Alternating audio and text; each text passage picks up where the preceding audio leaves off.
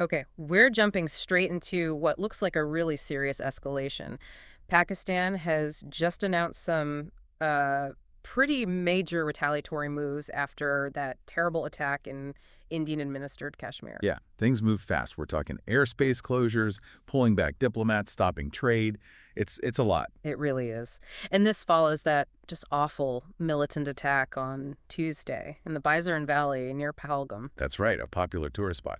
And the death toll, at least 26, mostly tourists.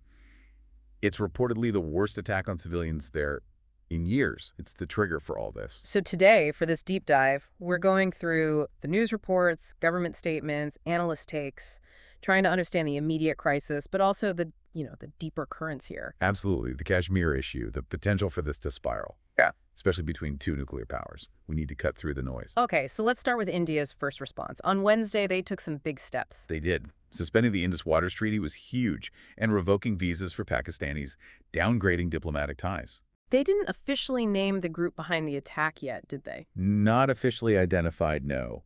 But they've made it clear these actions are a response to what they see as Pakistan's alleged support for these kinds of attacks inside India. And then Pakistan hit back after a big security meeting? Right. Closing their airspace to Indian carriers, that's a major move. Mm-hmm. Ordering India to cut its diplomatic staff in Islamabad, and then suspending all trade. Bilateral trade just stopped. And they're denying any part in the attack itself. Strongly denying it. They called India's actions unilateral, politically motivated, and legally void, really pushing back hard. That suspension of the Indus Waters Treaty, though, that feels particularly provocative. Can you give us some background on that treaty? Yeah, it's often called this rare pillar of stability, brokered by the World Bank way back in 1960. And it's held up even through wars between them. Remarkably, yes. It essentially divides the waters of the Indus River system. India gets the eastern rivers, Pakistan the western ones. And Pakistan is heavily reliant on those rivers, isn't it? Massively. Something like 90% of its agriculture depends on the Indus system. So any threat to that water flow, it's existential for them. So India threatening to block or divert water, that's not just symbolic. Not at all. It's a powerful lever. And Pakistan has warned before, very clearly, that any move like that would be considered an act of war. Wow. An act of war. It shows how critical it is. And look, this isn't totally out of the blue either.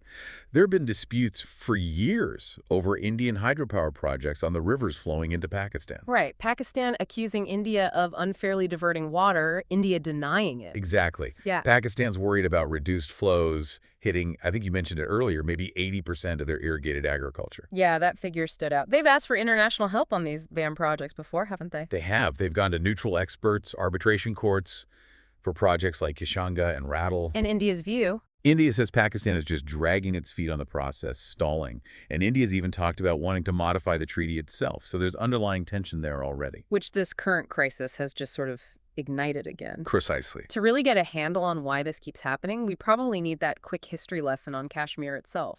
It all goes back to partition, doesn't it? It does. 1947. British India divides into Hindu-majority India and Muslim-majority Pakistan. Kashmir, a Muslim-majority region but with a Hindu ruler. Its fate was left undecided initially. The ruler didn't want to join either side at first. Right.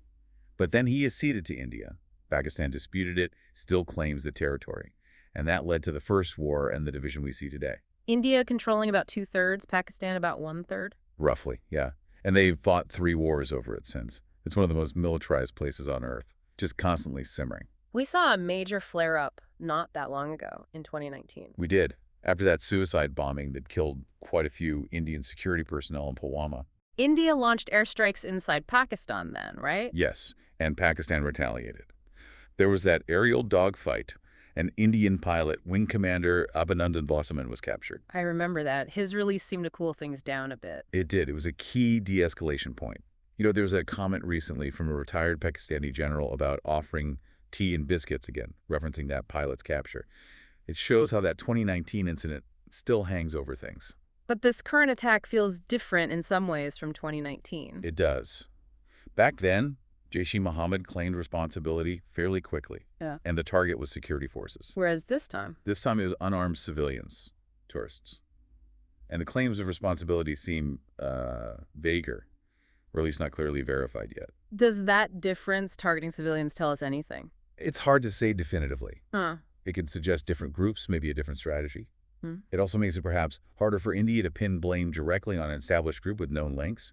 The uncertainty complicates things. And the reactions, the narratives, were immediate and starkly different. Oh, completely.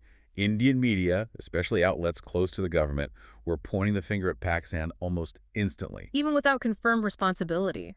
Why jump so fast? Well, domestically, it certainly rallies support, reinforces that strong security posture.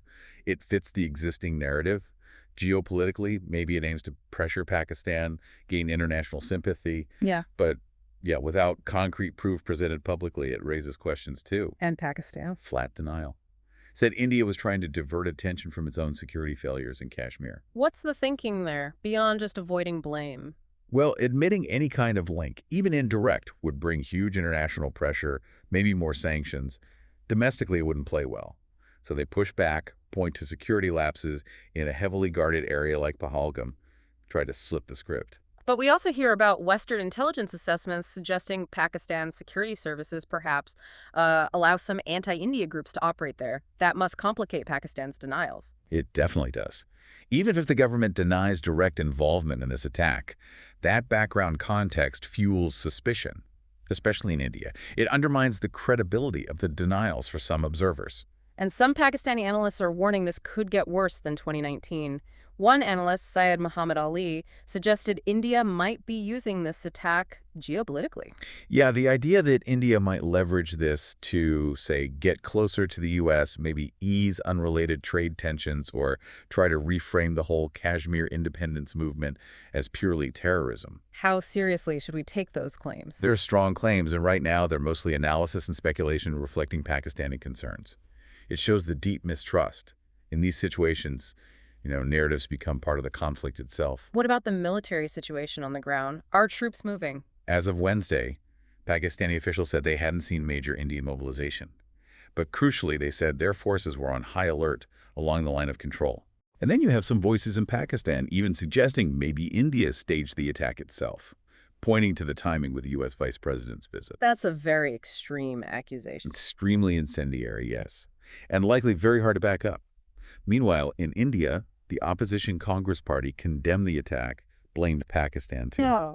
But they also called for a probe into intelligence failures and security lapses in Pahalgam. So that's a heavily guarded area, and they accused the ruling BJP of exploiting the tragedy. So even internally in India, there are questions being asked. Definitely. Questions about security effectiveness, about political motives. Yeah. It's not monolithic. There was also that politician from West Bengal, Mohammed Salim, challenging the government's line that revoking Kashmir's special status brought stability. Right. Basically saying, well, if things are so stable, how did this happen? Yeah. It directly questions a major government policy and its outcome. Right. Shows the ongoing debate inside India.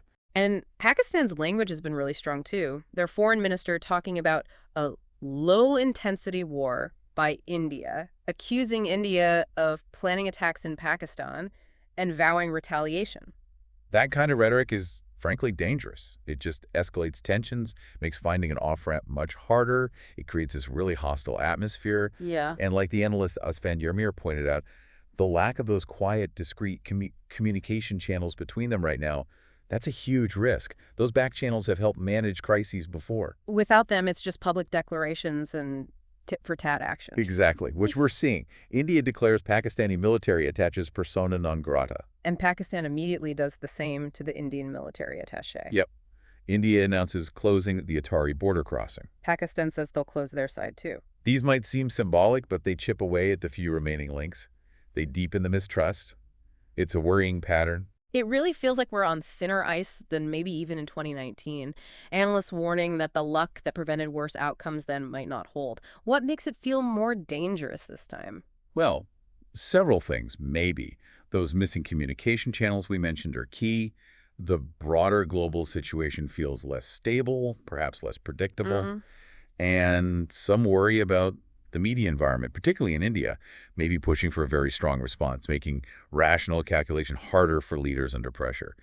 It's a volatile mix. So just to recap where we are, A horrific attack triggers a very strong Indian reaction, water treaty suspension, diplomatic downgrades. Pakistan retaliates forcefully, airspace, diplomats, trade halted, Hmm. all layered on top of the decades-old Kashmir dispute and the critical Indus Waters issue. And crucially, the diplomatic lines seem worryingly quiet. That sums it up well. It's escalation on multiple fronts, diplomatic, economic, possibly strategic, and with nuclear weapons in the background, the stakes couldn't be higher for the region, really for everyone. So thinking about that, for you listening, with these nuclear neighbors and this tangled history, what factors do you think are most crucial right now to prevent things from sliding further? Is it international intervention, internal politics in Delhi and Islamabad? How much does the information landscape, the media narratives, play into it? Yeah, it's worth considering. And if you want to dig deeper yourself, maybe look into the specifics of that Indus Waters Treaty, its history, what the articles actually say, or research the UN resolutions on Kashmir for that historical context. Good suggestion. And maybe track how different news outlets in India and Pakistan are covering this right now. It tells you a lot about the narratives driving things. It's definitely a situation that shows just how complex and frankly dangerous these long-standing disputes can become, especially when triggered by such tragic events. Mm. The next few days, few weeks, they feel incredibly critical.